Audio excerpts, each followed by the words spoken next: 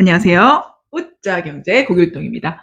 자, 오늘은요, 금리에 대한 이야기를 조금 더 해보겠습니다. 자, 금리는 어떻게 정해질까?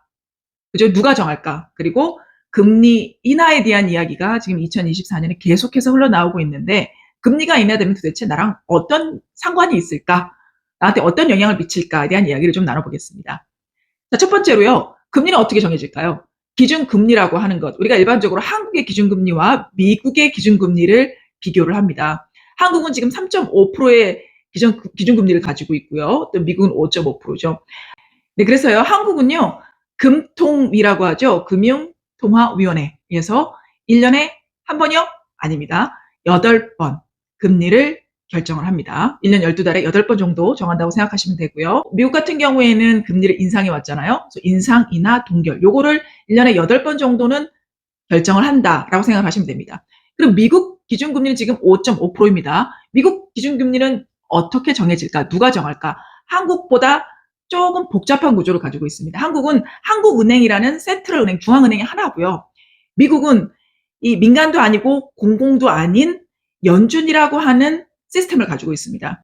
자, 그래서 우리가 금리와 관련된 뉴스를 보게 되면 미국 기준금리를 이야기할 때 계속 들리는 단어들이 있습니다. 그 중에 연준, 페드, 그죠? FOMC, 제롬 파월, 의장, 뭐 이런 표현들이 있습니다. 요거에 대한 이해를 하시도록 조금 도와드릴게요. 아까 말씀드린 것처럼 한국은 한국은행, 중앙은행, 센트럴 하나가 은행이 있다면 미국은 중앙은행 시스템을 운영합니다. 미 전역에 12개 되는 지역에서 은행, 대표 은행들을 뽑아서 요 위원회, 시스템, 제도를 만들어요. 그래서 Federal Reserve System, FRS죠. 요게 있고 또 Federal Reserve 보드가 있습니다. 보드는 위원회를 말하는 거잖아요. 그래서 Federal Reserve 보드가 있고 Federal Reserve 시스템이 있어요.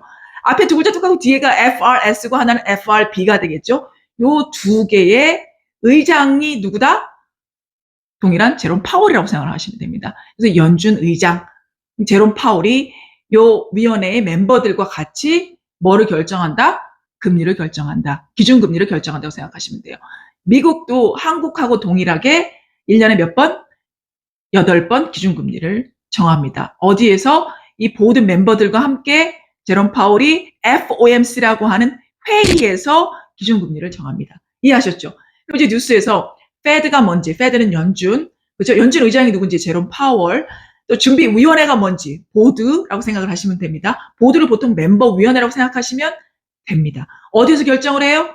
FOMC라고 하는 Federal Open M Market C 커미리예요. 요 회의에서 기준금리를 정합니다. 1년에 몇 번? 8번.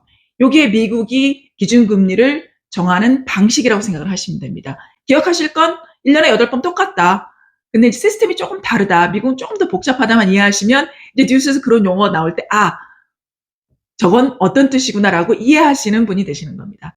자, 그러면 이제 한국이나 미국이 기준금리를 어떻게 정하는지, 누가 정하는지를 이해하셨잖아요. 그러면 자, 올해 2024년 2월을 사는 우리에게, 대한민국에 사는 우리에게 앞으로 금리 인하가 나에게 직접적으로 어떤 영향을 미칠까에 대한 이야기를 나눠볼까 합니다. 오늘은 짧게 자, 금리 인하에 대한 이야기를 한번 생각해보고 그 다음 영상에서는 제가 금리가 인하가 됐을 때 환율이 떨어질 확률이 높은데 환율이 떨어질 때, 그죠? 원달러 환율이 떨어지면 나한테 또 직접적으로 어떤 영향이 미칠 수 있는지에 대한 내용도 짧게 다음 영상에서 또 다뤄볼 거니까 오늘 끝까지 한번 들어봐 주시고요. 또 다음 영상도 또 구독, 알람 설정해 주시고 들어와 주시면 감사하겠습니다. 자, 그럼 본론으로 들어가서요. 자, 금리 인하. 자, 금리 인하를 왜 시킬까? 그 점에 대한 이해가 필요합니다. 우리가 금융 지식을 지금 조금 더 쌓기 위해 하셔서 기본적인 상식이 조금 어려웠다 하시는 분들이 저희 채널에 들어오셨을 거예요. 주변에 저희 가족들하고 이야기를 하고 언니, 동생하고 이야기를 하더라도 기본적인 어딘가는 들어본 적이 있는데 그걸 이해를 해서 내 거를 만드는 게 조금 어려운 거예요. 내 거를 만들고 만든 다음에 행동으로 옮기는 그 한 단계, 두 단계까지 옮기기가 상당히 어렵다는 겁니다. 그래서 저희는 그 단계를 도와드리고 싶습니다. 자, 그래서 자, 금리 인하가 됩니다. 금리 인하를 왜 시킬까요? 뉴스에서 너무 많이 들었어요. 왜 시키냐면 제일 중요한 거는 경기 침체 때문입니다. 경기 침체가 왜 왔을까? 고금리 때문입니다. 고금리는 왜 시켰을까? 인플레이션을 잡기 위해서입니다. 이게 사이클이에요.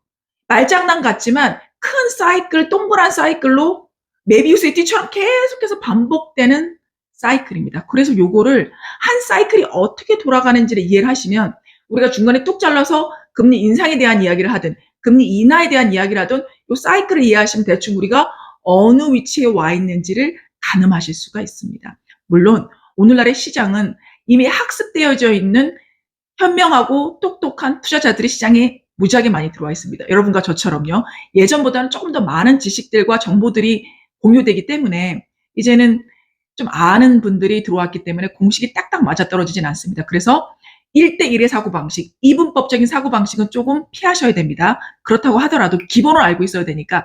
자, 금리 인하는 되면 어떤 영향을 미친다? 자, 쉽게 다시 큰 그림으로 보시면요.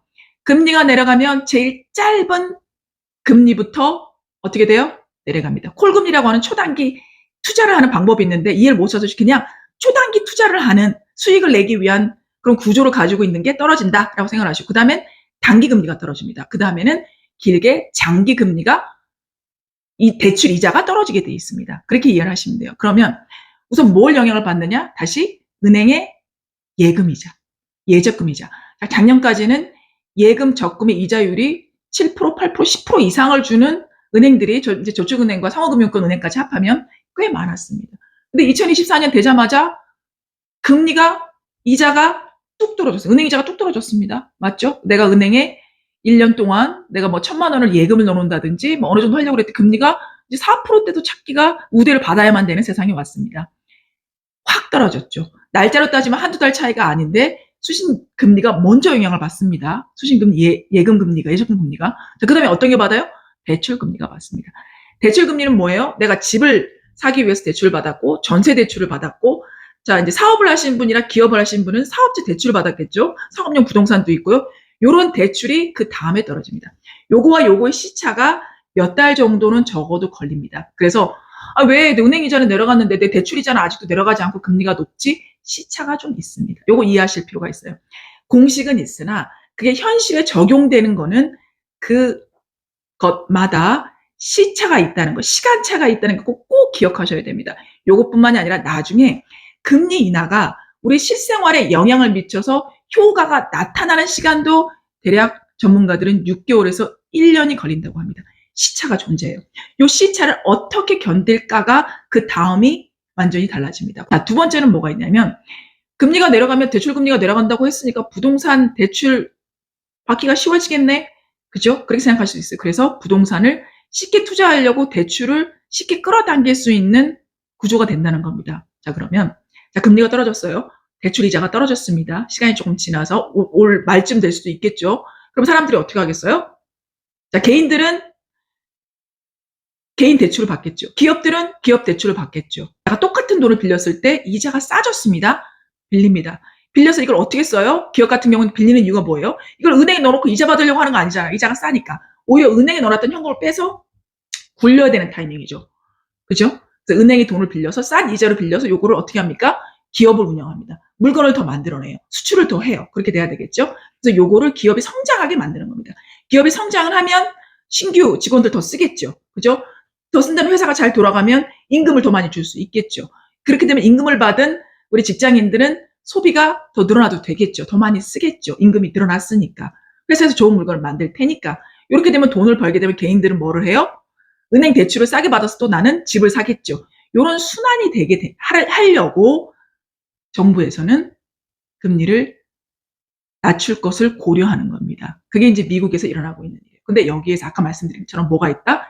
시차가 있어. 이 시차에 잘못하면 경기 침체가 더 오래될 수 있습니다. 왜냐면요. 금리를 인하시키는 목적은 아까 뭐라 그러셨죠? 경기가 오랫동안 침체에 있기 때문이에요. 금리를 인상을 해서 그렇죠? 인플레이션을 잡으려고 했어요. 두 마리 토끼를 한꺼번에 잡기가 어려운 거예요. 그래서 했죠. 금리 인상이 됐어요. 인플레이션을 잡으려고 했어요. 근데 인플레이션을 잡아가요. 그럼 금리 인상을 멈춰야 되겠죠. 임친다에 바로 금리를 떨어뜨리나요? 아니요. 봐야 되겠죠. 그걸 내가 조금 더 지켜보겠다고 제롬 파월이 어제 발표를 했죠. 2월 금리 FOMC에서 이제 FOMC라고 말하면 이제 귀에 들리죠. 그 Federal Open Market Committee에서 금리를 정했구나. 어제 1년에 8번 정해지는 금리 중에 2월 달에 정하는 금리를 정했구나. 네, 정했습니다. 어떻게 했어요? 동결을 했습니다. 그리고 금리 인하를 올해 하겠다고 했어요. 3월에 할 거라고 생각을 했는데 시장에서는 그 퍼센티지가 높았죠. 기대치가. 근데 3월은 아직 준비가 되어 있지 않는 것 같다. 그죠? 조금 더 금리 인하에 도움이 되는 직접적인 영향을 미칠 만한 좋은 데이터가 나와야만 금리 인하를 우리가 고려할 거야 라고 파월 의장이 발표를 해버렸습니다. 그러면 3월 때는 금리 인하의 가능성이 적다는 얘기죠. 자, 지난 과거 역사를 보시면요. 작년도 그렇고요. 지난 몇 년 동안 금리의 변화를 한번 보시면 전문가들 정확하게 예측하는 건 어떻다? 불가능한 시장이 됐습니다. 아까 왜 그랬다고 그랬죠? 시장에 참여하는 너무 다양한 많은 사람들이 있기 때문입니다. 그래서 이제는 아까 그 말했던 자본주의 사이클의 2단계, 3단계를 앞서가시는 분들이 있어요. 금리가 인하되겠구나. 그럼 부동산 값 올라갈 수 있겠는데 나 미리 살까? 지금 사시는 분들도 생겼고 금리 인하시킨다고? 달러 내려가겠네. 나 그럼 지금 달러 팔고 금리 떨어졌을 때 달러 떨어질 거니까 그때 살래. 하시는 분들이 먼저 움직이시는 분들이 생기는 거예요. 몇 단계? 2단계, 3단계. 이 사이클에서 이미 여긴데 밑에 행동을 하고 준비하고 계신 분이 있는 거예요. 미리 빼가지고. 이해하시겠죠? 그런 비슷한 뉴스들이 뉴스에 나옵니다. 돈이 많은 사람들이 자기의 건물 상업용을 팔아서 현금을 보유한 기업가들과 부자들이 있었습니다. 작년 내내 살아오면서 이상하게 생각했어. 왜 그랬지? 여전히 그래도 투자 가치가 있는데 왜 굳이 저렇게 했을까? 보수적인 방법을 선택한 거죠. 안정적인 방법을 선택한 거죠. 그분들은 예금에 넣어놨을 거고 또 금을 투자했거나 다른 상품을 투자했겠죠. 돈을 가지고 이렇게 집에 이렇게 쌓아놓고 있지는 않으셨을 거예요. 오늘 이야기 나눈 거에 요점을 제가 나눠볼게요. 자, 이제 페드가 뭔지 연준 이해하셨고요. 또 연준, 미국은 중앙은행 하나가 아니라 중앙은행 시스템에서 위원회에서 그죠? 뭐 어떤 회의를 통해서 FOMC라는 회의를 통해서 금리를 결정을 한다. 미국은 그렇게 결정을 하고 한국은 좀 더 심플하게 중앙은행 하나, 한국은행이죠. 금통위 소속 기관인 금통위가 금리를 정한다. 둘 다 1년에 8번을 정한다. 자, 금리 인상 인하 변수 있는 중에서 항상 올라가고 내려가진 않고 동결시킬 때도 꽤 많다는 거 이해하셔야 돼요. 한국은 되는 기간 동안 쭉 금리를 3.5%로 금리를 유지시켰습니다. 자, 복잡합니다. 그죠? 부동산을 생각하면 금리를 올려야 될 것 같고 물가를 생각하면 금리를 내려야 될 것 같고 복잡한 구조가 있고 중국과의 관계도 있고 모두 다 이해를 못 하신다고 하더라도 어차피 전문가도 다 몰라요. 근데 기본적으로 사이클이 이렇게 돌아가는구나. 이제 더 이상 금리 인상을 안 시킨다고? 그럼 금리 인하가 되겠구나. 그럼 확률적으로 올라가 좀 떨어지겠구나. 부동산이 그러면 다시 올라갈까? 근데 아직 부동산 경기는 좀 불안한데 이런 견해를 갖게 됩니다. 그래서 좀 더 세부적으로 들여다보는 거죠.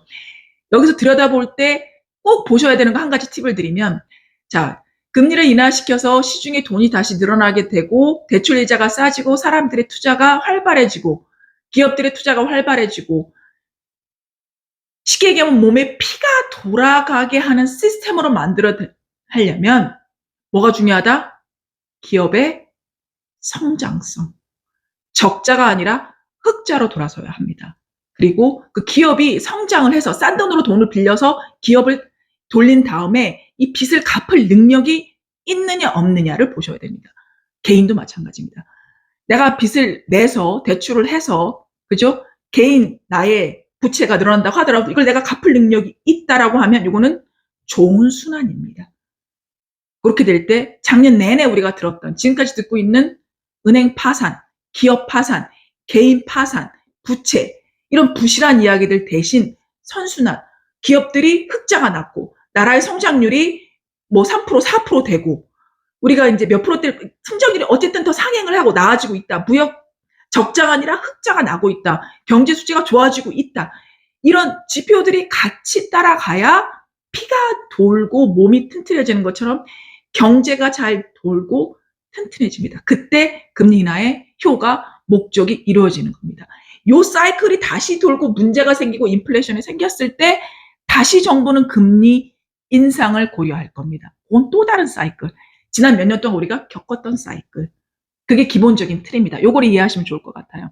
물론 또 얘기 드리겠습니다. 변수는 있습니다.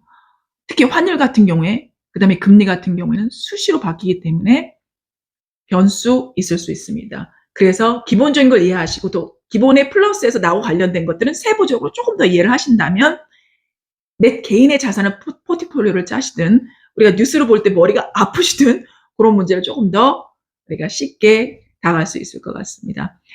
자, 어렵기만 한 금리 조금 이해하는데 도움이 되셨기를 바라겠습니다. 자, 다음 영상에서는 아까 말씀드린 것처럼 오케이, 그러면 2024년에 금리가 내려가 환율 떨어진다고?